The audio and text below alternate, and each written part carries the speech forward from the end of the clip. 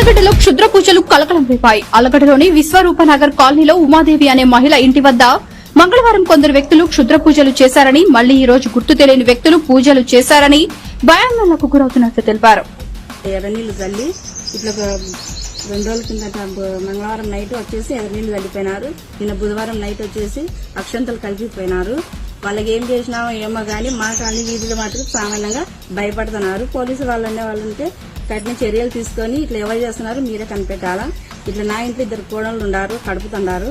ఇట్లా మా పాప కూడా ఇబ్బంది పడుతుంది, పెద్ద పాప కాలు నడుస్తున్నారు అది కానీ. దీనికి ఎవరన్నా పరిష్కారం చూసి వాళ్ళని కనిపెట్టి వాళ్ళ మీద చర్యలు తీసుకుంటానా మీకు చాలా మాకు మేలు చేసిన వాళ్ళు అవుతారు. ఇట్లా భయపడడం కూడా చాలా మంది చేస్తున్నారు. ఇంకా ఈ రోజు రేపు ఏమైనా చేసినా కూడా చేసేగా అంత అనాథమైన దారుణంగా తయారైనారు మా వీధిలో.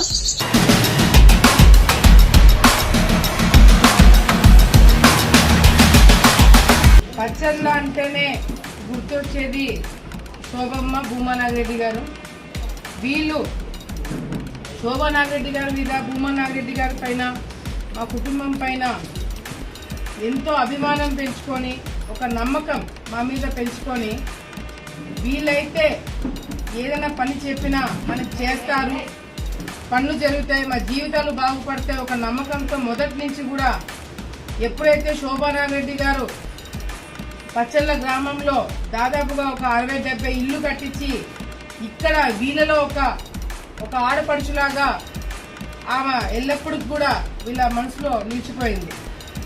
శోభానాగిరెడ్డి గారు, భూమానాగిరెడ్డి గారు చనిపోయిన తర్వాత కూడా నేను ఎక్కడ కూడా వాళ్ళకి చెప్పలేదు, ఎప్పుడు కూడా నేను ఆ డిస్కషన్ కూడా తీసుకురాలేదు. కానీ వీళ్ళ కొద్దీ వీళ్ళే మరి పచ్చళ్ళ గ్రామంలో మరి సొంత స్థలంలోనే మరి వాళ్ళు శోభానాగిరెడ్డి గారు, భూమానాగిరెడ్డి గారు విగ్రహాలు పెట్టించి నేను మంత్రి అయిన తర్వాత ఈ ప్రాంతంకి వచ్చినప్పుడు ఘన స్వాగతం పలికి ఆ రోజు నా తల్లిదండ్రులు ఎంత గర్వంగా ఫీల్ అయ్యేవాళ్ళో అంతే గర్వంగా వాళ్ళ ఇంట్లో ఒక ఆడపిల్లలాగా నన్ను ఆ రోజు స్వాగతం పలికి నాకు వాళ్ళ ఇంట్లో ఒక స్థానం ఇవ్వడం జరిగింది.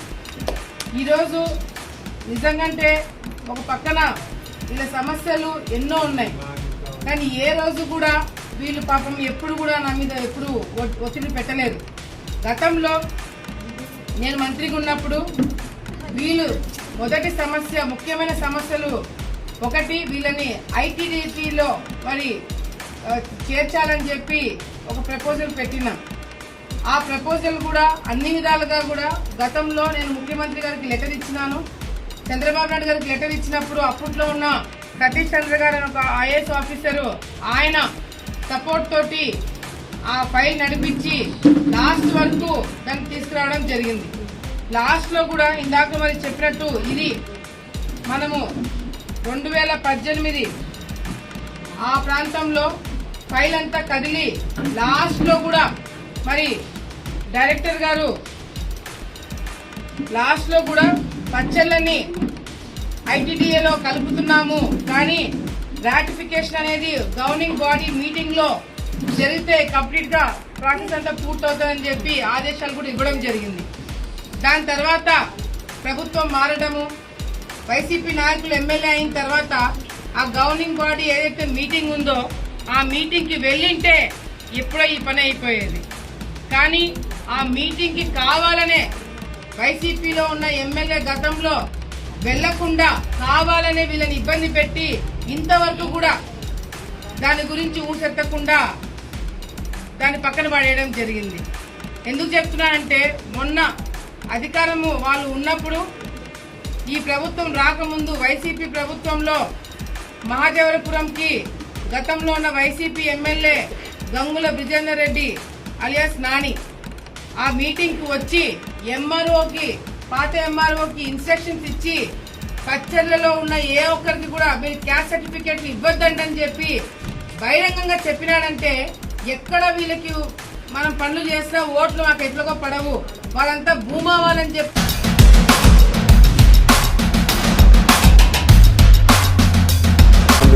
బాధిత రైతు ఇచ్చిన ఫిర్యాదు మేరకు కేసు నమోదు చేసినట్లు సిఐ సత్యనారాయణ తెలిపారు. ఈ సందర్భంగా సిఐ సత్యనారాయణ మీడియాతో మాట్లాడుతూ గ్రామానికి చెందిన భరత్ రెడ్డి, ప్రదీప్ రెడ్డిల వ్యవసాయ పొలంలో గుర్తు తెలియని వ్యక్తులు షెడ్డుకు నిప్పు పెట్టడంతో షెడ్డులో ఉన్న వ్యవసాయ పనిముట్లు, ద్విచక్ర వాహనం, టమాటో తోటకు వాడే కట్టెలు పూర్తిగా దగ్ధమయ్యాయని, రాబడిన సమాచారం మేరకు హుటాహుటిన సంఘటనా స్థలానికి తమ సిబ్బంది మరియు టెక్నికల్ టీం, ఫైర్ సిబ్బందితో వెళ్లి ఘటనా స్థలాన్ని పరిశీలించి దర్యాప్తు చేస్తున్నామని, త్వరలోనే ఘటనకు కారణమైన నిందితులను అరెస్టు చేసి చట్టపరమైన చర్యలు తీసుకుంటామని సిఐ సత్యనారాయణ తెలిపారు.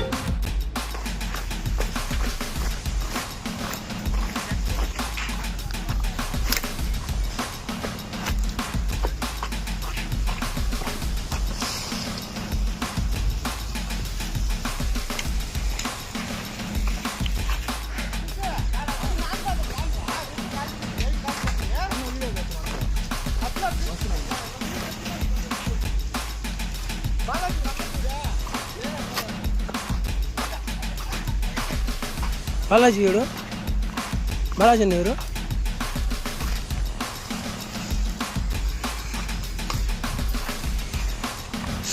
ఓ అప్పకంత అనుకొని వెళ్ళిపోతుందో ఎట్లే అప్పకి వెళ్ళిపోతుంది. అప్ప కార్పల్ బెస్ట్. 26/3/25 తేదీ సాయంత్రం సుమారు 4:30 గంటల సమయంలో రామసముద్రం మండలంలో ప్రదీప్ రెడ్డి, భరత్ రెడ్డికి సంబంధించినటువంటి వ్యవసాయ భూముల్లో వాళ్ళకున్నటువంటి వ్యవసాయ పనిముట్లు, వ్యవసాయం సంబంధించిన వస్తువులు మరియు టమాటో తోటకి సంబంధపడినటువంటి కట్టెల్ని ఎవరో అనుమానాస్పద వ్యక్తులు అందించారని చెప్పేసి మాకు రాబడిన ఖచ్చితమైన సమాచారం మేరకు వెంటనే మా సిబ్బంది మేము వెళ్ళడం జరిగింది. అక్కడ కాలిన మాట వాస్తవం. ఆ టైంలో మళ్ళీ ఫైర్ సర్వీస్ వెహికల్ కూడా వచ్చి అని ఆపడం జరిగింది. అది రోడ్డుకి సుమారు 500 నుంచి 600 మీటర్ల దూరంలో వ్యవసాయ భూముల్లో జరిగిన కారణంగా అక్కడ ఐ విట్నెస్ కానీ డైరెక్ట్ ఎవిడెన్స్ కానీ ఏమీ లేదు. నిన్నటి దినం అతి ముఖ్యంగా పొంగనూరు జాతర శుభ సందర్భంగా అందరూ దగ్గరలో ఉన్నటువంటి పొంగనూరు అమ్మవారి జాతర జరిగిపోవడంగా వెళ్ళిపోయిన కారణంగా అది కావాలని ఎవరైనా కొందరు వ్యక్తులు చేశారా, అది ప్రమాదకరంగా జరిగిందా అనేది మా దర్యాప్తులో ఉంది. ఈవేళ టెక్నికల్ టీం తీసుకొచ్చి అంతా మళ్ళా ఫైర్ సర్వీస్ ఆఫీస్తో పాటు క్షుణ్ణంగా పరిశీలించడం జరిగింది. దీన్ని సమగ్రమైన దర్యాప్తు చేస్తున్నాం. రాత్రి ప్రదీప్ రెడ్డి గారు ఇచ్చిన ఫిర్యాదు మేరకు ఆ కాలిపోయినటువంటి దాని మీద కేసు రీచ్ చేయడం జరిగింది. కేసు దర్యాప్తులను తొందరలో ఈ కేసును ఛేదించి ముద్దాయిల్ని, నిజమైనటువంటి ముద్దాయిని పట్టుకుని మీ చట్టపరంగా చర్యలు తీసుకుంటాం.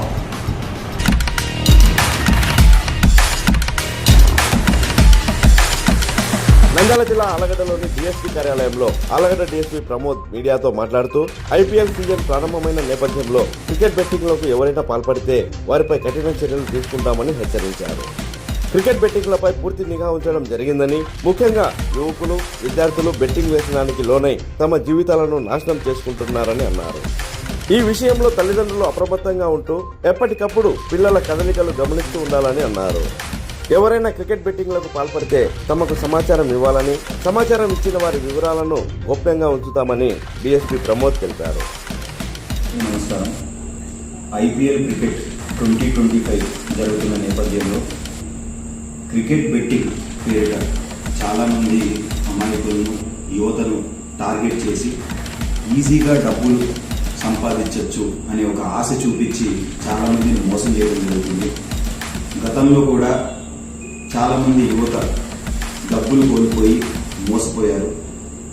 వాళ్ళ పేరెంట్స్తో కూడా చెప్పుకోలేని పరిస్థితిలో వెళ్ళి కొన్ని ఆత్మహత్యలు కూడా జరిగినాయి సంఘటనలు మనం ఆల్రెడీ చూసాం. సో ఈ మధ్య కొత్తగా క్రికెట్ బెట్టింగ్ యాప్స్ అనేవి రావడం జరిగింది. మనందరికీ తెలుసు. పోలీస్ శాఖ తరఫున మేము తెలియజేసేది ఏమంటే all cricket betting apps are illegal. దీన్ని ప్రోత్సహించిన, ఈ యాప్స్లో క్రికెట్ బెట్టింగ్కి పాల్గొన్న చట్టరీత్యా నేరం. అలా చేసిన వాళ్ళపైన చట్టపరంగా కఠినమైన శిక్షలు ఉంటాయి. అలాగే ఈ క్రికెట్ బెట్టింగ్లో ఇన్వాల్వ్ అయి ఉన్నారో వీళ్ళందరిపైన ప్రత్యేక నిఘా చేపట్టడం జరుగుతుంది. అలాగే లాడ్జెస్ ఏవైతే ఉన్నాయో ఫ్రీక్వెంట్గా, ర్యాండమ్గా చెక్ చేయడం జరుగుతుంది. ఇన్ కేస్ ఏమైనా క్రికెట్ బెట్టింగ్స్ ఏమైనా జరుగుతున్నాయా లేదా అనేసి. అండ్ లాడ్జ్ ఓనర్స్ కూడా తగు జాగ్రత్తలు తీసుకోవాలని కోరుకుంటున్నాను. ఎవరికి ఇస్తున్నారు ఏంటి అనేది they have to take care. అలాగే ప్రజలందరికీ మేము తెలియజేసేది ఏమంటే ఎవరు కూడా ఈ క్రికెట్ బెట్టింగ్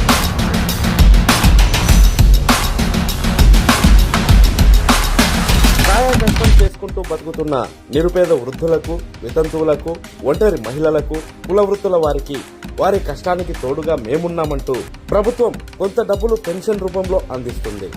ప్రభుత్వం అందించే ఈ సహాయంతో వారి జీవనానికి, వారి ఆరోగ్య స్థితులకు, వ్యక్తిగత అవసరాలకు ఇది ఎంతో ఉపయోగపడుతుందనే ఆశతో వారి అవసరాలను తీర్చుకుంటూ జీవనం సాగిస్తున్నారు.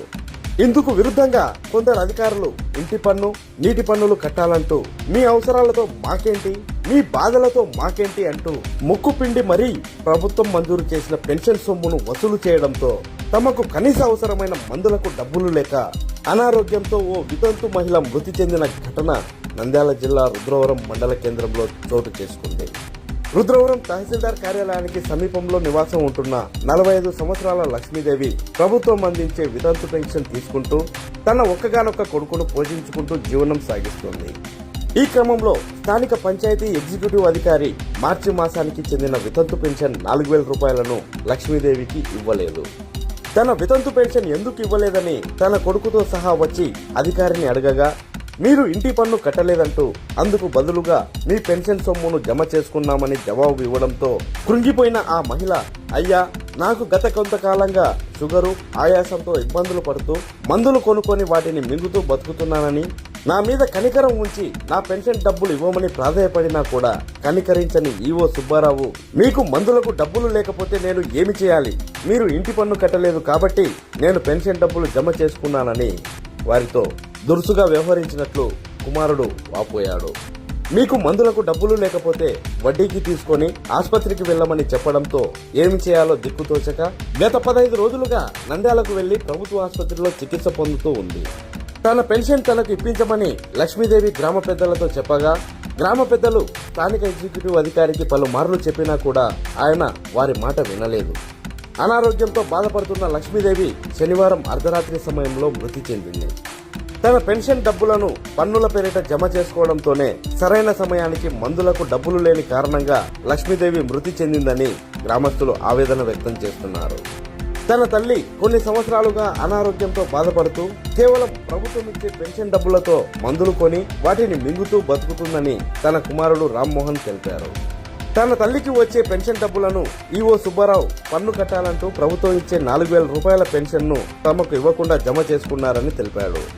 మా అమ్మకు ఆరోగ్యం బాగాలేదు సార్, డబ్బు లేకపోతే మందులను కొనలేను, మందులు కొనకపోతే మా అమ్మ చనిపోతుంది సార్ అని గత 15 రోజులుగా తాను బతిమాలతోనే ఉన్నట్లు తెలిపాడు.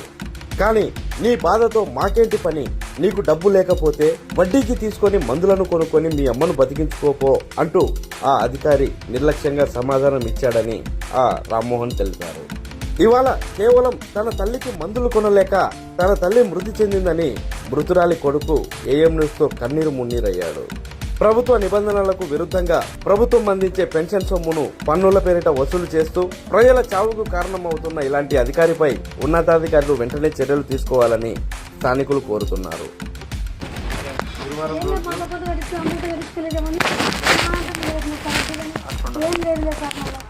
ముందు కట్ చేద్దాం సార్. ఏమంటే ఈరోజు టైం అడిగింది, మా కూలి రాలేదు, కడతా అని మీలాగానే టైం అడిగింది. నీ పేరు ఎందుకు చెప్తాము, కట్టకపోతే కట్ చేస్తాము. 3,000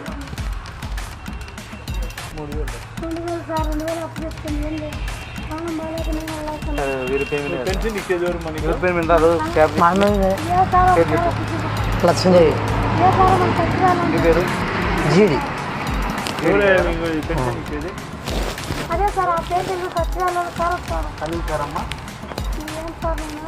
ఎవరమ్మా సార్ పింఛన్ సార్ కదా ఎవరో వచ్చా తెలియదు, నాకు పేరు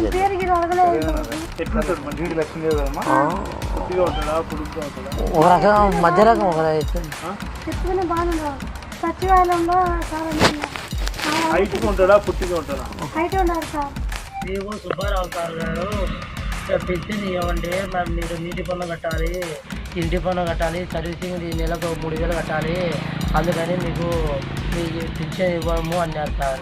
అంటే మా అమ్మకు సీరియస్ ఉంది సార్, ఏం బాగాలేదు సార్, మీరు పింఛన్ ఇవ్వండి సార్ అంటే మేము ఇవ్వం, ఇప్పుడు మీరు బుద్ధి కూడా చెప్పుకోండి ఇవ్వమని చెప్పినాం సార్. అదంటే సార్ ఇస్తాము సార్, మా అమ్మకు సీరియస్ అయింది, నంద్యాల పెద్ద హాస్పిటల్ వేసినాం సార్, ఒకరోజు చూడండి సార్ మాకు పింఛన్ ఇచ్చే దాంతో మా అమ్మకు మందులు తెచ్చుకుంటాం, మా అమ్మ బతికే అవకాశం ఉంది సార్ అంటే మీరు ఆడైనా వడ్డీకి తెచ్చుకోండి, మేము ఇవ్వలేము, వచ్చే నెల ఏమన్నా ఒకవేళ ఇచ్చే 2 కల్పిస్తాము అన్నారు సార్. అంటే సార్ వచ్చే నెల వరకు ఆడవుతుంది సార్, పొజిషన్ ఏం బాగాలేదు సార్, మీరు నిజ అబద్ధం అయితే వచ్చి చూసుకున్నాను సార్, నంద్యాల పెద్ద హాస్పిటల్లో ఉంది, ట్రీట్మెంట్ తీసుకున్నాను సార్, ఒకసారి చూడండి సార్ పంపించి, చూసినాకనే మేము బాగాలేదని తెలిస్తేనే ఇవ్వండి సార్ అని అడిగింది. మీరు ఏమైనా వడ్డీ తెచ్చుకోండి, ఇప్పుడు అయితే టైం దాటి ఫస్ట్ టైం ఉంది ఇస్తాము, సాయంత్రం వరకు చెప్పినారు వచ్చి ఇస్తాము, మేము పింఛన్ పంచుతాము, హాస్పిటల్లోకి వస్తాములే పంపిస్తామన్నారు. అమ్మకి ఏమైనది?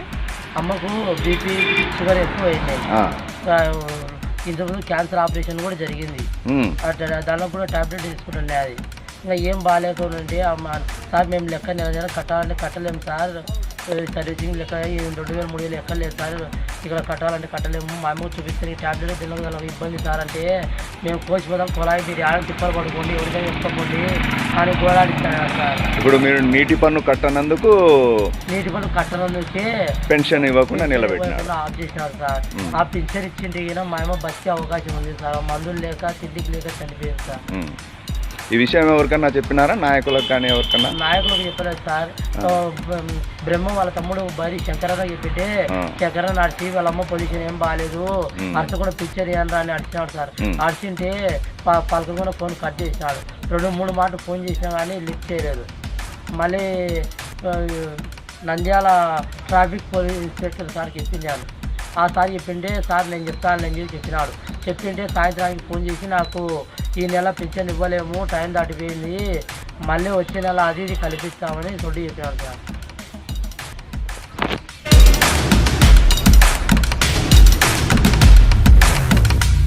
జిల్లా ఆలగడ్డ మండలంలోని పెద్ద కందుకూరు ఆల్ఫా కాలేజీ సమీపంలోని జాతీయ రహదారి వద్ద మంగళవారం ఒక గుర్తుకి లేని మృతదేహం లభ్యమైంది. పెద్ద కందుకూరు గ్రామ వీఆర్ఓ ఇచ్చిన ఫిర్యాదు మేరకు Allagadda rural CI Muralidhar Reddy, SI Hariprasad సంఘటనా స్థలాన్ని సందర్శించారు. నంద్యాల నుండి క్లూస్ టీమ్, ఫోరెన్సిక్ నిపుణుల బృందం కూడా సంఘటనా స్థలానికి చేరుకొని ఎముకలను సేకరించి ల్యాబ్ కు తరలించారు. దాదాపు 15 నుండి 20 రోజుల కిందట చనిపోవడంతో మృతదేహం బాగా కుళ్లిపోయి ఉందని, కొందరు వ్యక్తులు గడ్డికి నిప్పు పెట్టడంతో మృతదేహం ఆచూకీ లభ్యమైందని సిఐ మురళీధర్ రెడ్డి తెలిపారు. క్రైమ్ స్పాట్ క్లూస్ టీమ్ మృతదేహం శకలాలను సేకరించి ల్యాబ్ కు తరలించారని, తాము కేసు నమోదు చేసుకుని దర్యాప్తు చేస్తున్నట్లుగా ఆలగడ్డ రూరల్ సిఐ మురళీధర్ రెడ్డి తెలిపారు.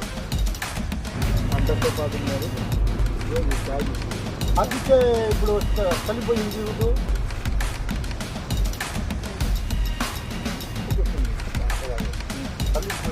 అప్పుడే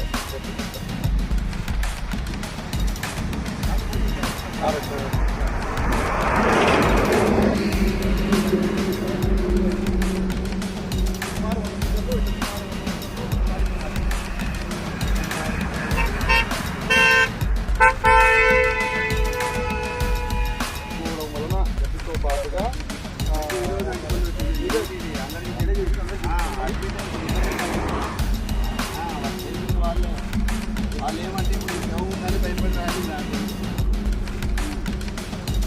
ఫోటోలు తీయాలి, ఏం తీశారు పూర్తి తీశారు.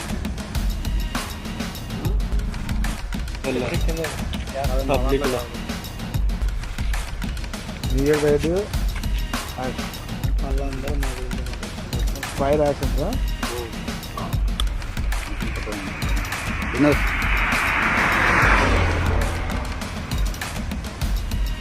మీరు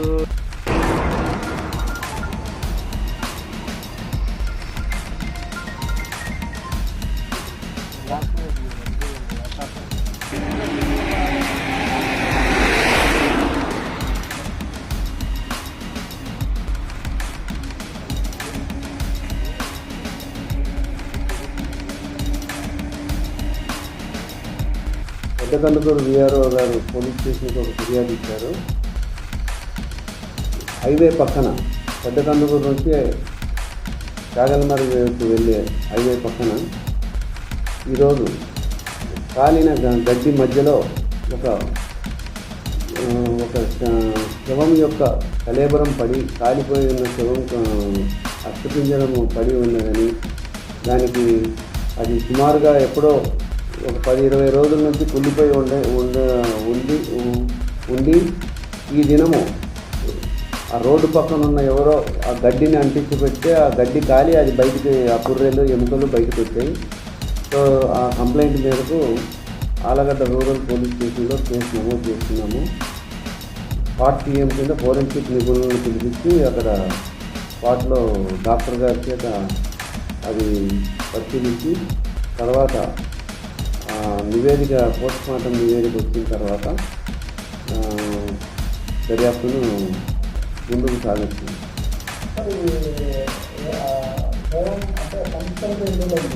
సుమారు 15 నుంచి 20 రోజుల మధ్యలో చనిపోయి ఉండొచ్చని అనుకుంటున్నాము. అది కుళ్ళిపోయిన శవము. ఆ కుళ్ళిపోయిన శవాన్ని ఆ గడ్డి మధ్యలో ఉన్నందుకు ఎవరు కనపడలేకుండా ఉండింది. అది రోడ్డు పక్కన వాళ్ళు కానీ ఆ పొలం పక్కన వాళ్ళు కానీ దాన్ని గడ్డిని కాల్చాలనే ఎండాకాలం కాబట్టి కాల్చారు. ఆ కాల్చిన తర్వాత ఈ పుర్రెలు ఇవన్నీ ఎముకలు కనపడుతున్నాయి.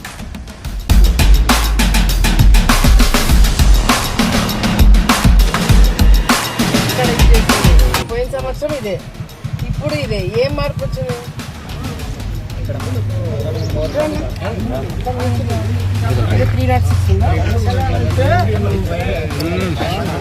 సెకండ్ అడిగితే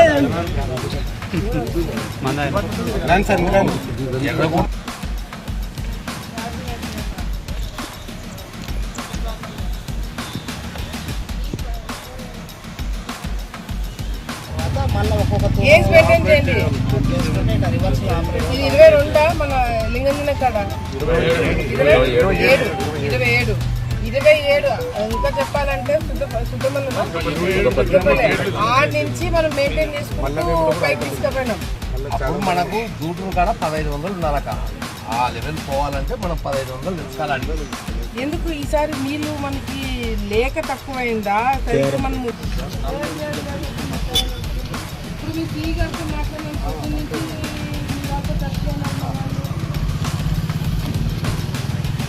ఇప్పుడు నేను ఇక్కడ ఈ 3 రోజులు మళ్ళీ నువ్వు తడిస్తున్నావు వాళ్ళ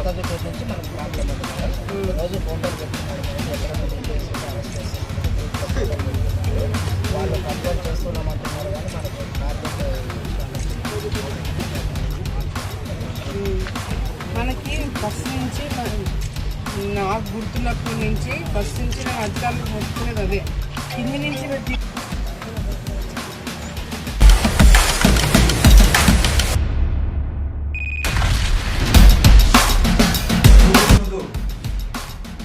మన ఆళ్ళగడ్డ ఎమ్మెల్యే అజయ్ గారు ఆళ్ళగడ్డకు రావడం జరిగింది. చాలా రోజుల తర్వాత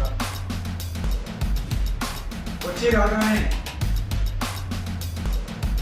రైతులకి నీళ్లు అందట్లేదు, కేసీ కింద నీళ్లు రావట్లేదు, వైసీపీ నాయకులు ఏమైనా గాజులు కాస్తామని మాట్లాడతారు. నాకు వచ్చిన డౌట్, మనకేమైనా చిన్న నదులు ఏమైనా చిక్కుపోయిందేమన్నా కొంచెం అధికారంలో ఉండేది ఎవరు? ఏం మాట్లాడితే నాకేమైనా పిచ్చి పట్టిందా? నువ్వు ఎమ్మెల్యే అయి ఉంది, ఒక పక్క నువ్వే చెప్తున్నావు నీళ్లు రావట్లంటే ఎవరు తిరిగి పరిగ్రామంలో తిరిగిలేక నువ్వే కదా చేయాల్సింది. లక్షల జీతాలు దొబ్బుతున్నారు, మళ్ళీ గాజులు వేయడాక నువ్వే గాజులు వేసేది మేమా? మాకు అర్థం కాక నువ్వు చేయాల్సిన పని ఏంటి? ప్రజలకు నీళ్ళు అందుతున్నాయా లేదా అనేది నీ పని. అది ఒక పక్క ఏమన్నా మాట్లాడితే అప్పుడే తొందరగా నువ్వు సంవత్సరం టైం ఇస్తే వాళ్ళు ఏదో చేస్తారు ఎరగబెడతారని చెప్పి అంటున్నారు అందరూ. సరే కానీ మేము కూడా నోరు మూసుకున్నాం. మీకు ఆగట్లేదే, వచ్చి మా మీద పడుతున్నాం. వస్తారు ప్రెస్ మీట్లు అంటే వైసీపీ నాయకులు అంటే నీకు ప్రెస్ మీట్ల ద్వారా ప్రజల మాటలు మేము వినిపించడం తప్ప ప్రతి ఒక్క దానికి నీ ఎంతబడి ఏదో గీకుతూ ఉన్నామా? మేమేమన్నా ఈ రోజు కూడా నీళ్ళు వచ్చినాయి నేను సంబరపడతాను. నీళ్ళు ఆలోచనే కదా, నీ గడ్డి నీళ్ళు ఆలోచన పడుతున్నాయి, నాకు అర్థం కావట్లేదు. అది తరుగు నీళ్లు లేవు. ఒక పక్క శ్రీవేళలో రైతులు చుడుకో ఆత్మహత్య చేసి అంటున్నారు. చూడండి ఎంతమంది రైతులు.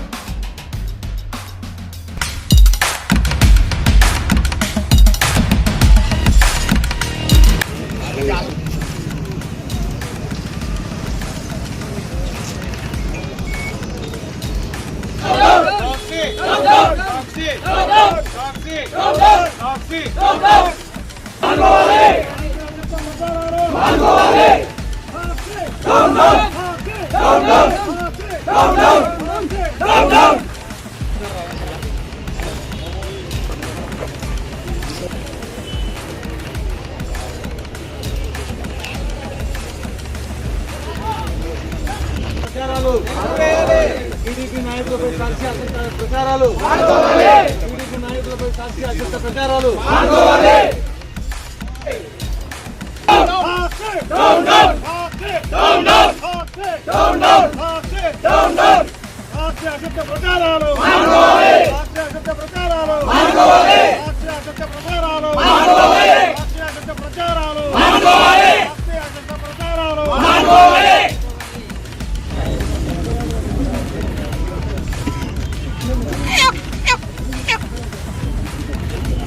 కాదు అవి అరుస్తున్నాయి, కోర్టుకి ఏది అరుస్తున్నాయి తెలుసా? కాదు, దానికి న్యాయం చేయాలంట. సాక్షిని అవి ప్రశ్నిస్తున్నాయి. ఈడ తెలుగుదేశం పార్టీ నాయకులు మేము ధర్నా చేయడానికి ప్రొటెస్ట్ చేయడానికి రాలా, అవి ప్రొటెస్ట్ చేస్తుంటే దానికి సపోర్ట్ గా మేము వచ్చినాం.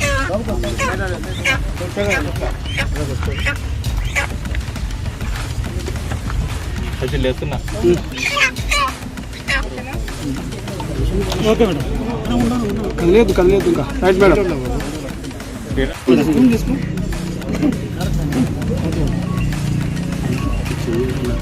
సాక్షి పేపరు, సాక్షి ఛానల్, జగన్మోహన్ రెడ్డి గారు ఇదంతా గత ప్రభుత్వంలో వైసీపీ అధికారంలో ఉన్నప్పుడు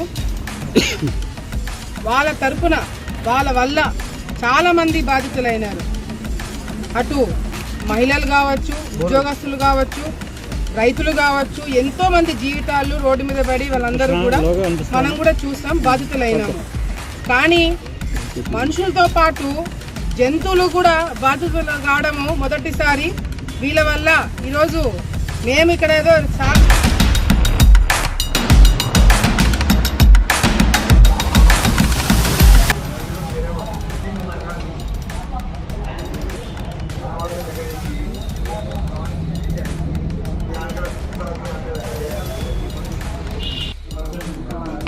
అట్లీస్ట్ సాటిస్ఫాక్షన్ ఫార్మర్స్ ట్రై చేశారనేదన్నా మనకు రావాలా.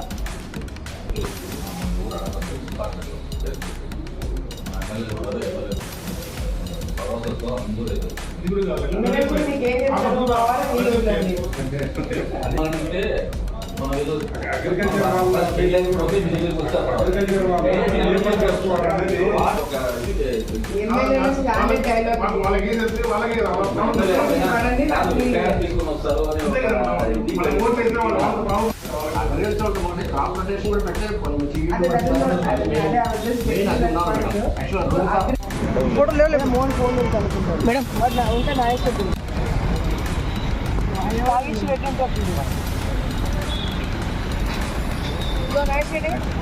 జాగ్రత్త గోవిందపల్లి ప్రేమ చూపించచ్చు అంతా మీకేం జాగ్రత్త హ్యాండిల్ చేయి. ఇదే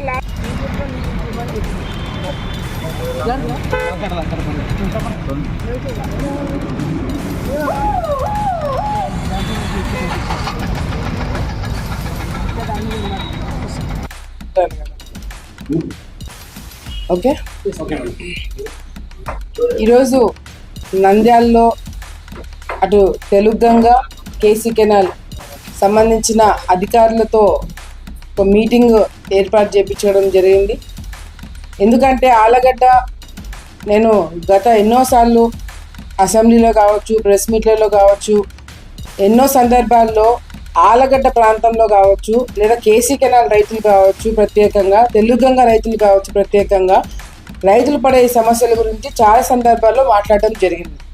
ఎందుకంటే మా ప్రాంతంలో అంటే నేను రైతులు ఎవరైనా రైతే పైన రైతు కింద రైతు అనే తేడా లేకపోయినా కూడా ఆలగడ్డలో అటు కేసీ కెనాల్ కావచ్చు, అటు తెలుగంగ కావచ్చు, అందరికన్నా ఎక్కువ ఆయకట్టు ఆలగడ్డ ప్రాంతంలో ఉండడం వల్ల చివరి వరకు నీళ్లు తీసుకురావాలి, ప్రతి ఒక్కరికి రైతు అనే వాళ్ళకి న్యాయం చేయాలంటే వాటర్ మేనేజ్మెంట్ అనేది చాలా చాలా ముఖ్యమని గతం ఫస్ట్ నుంచి నేను చెప్పడం జరుగుతుంది. ఈరోజు అధికారులతో మీటింగ్ పెట్టుకోవడానికి ముఖ్యమైన కారణం కేసీ కెనాల్ కింద రైతులు మా ప్రాంతంలో అటు నంద్యాల జిల్లా కావచ్చు అనుకోవచ్చు, రాళ్ళగడ్డ ప్రాంతం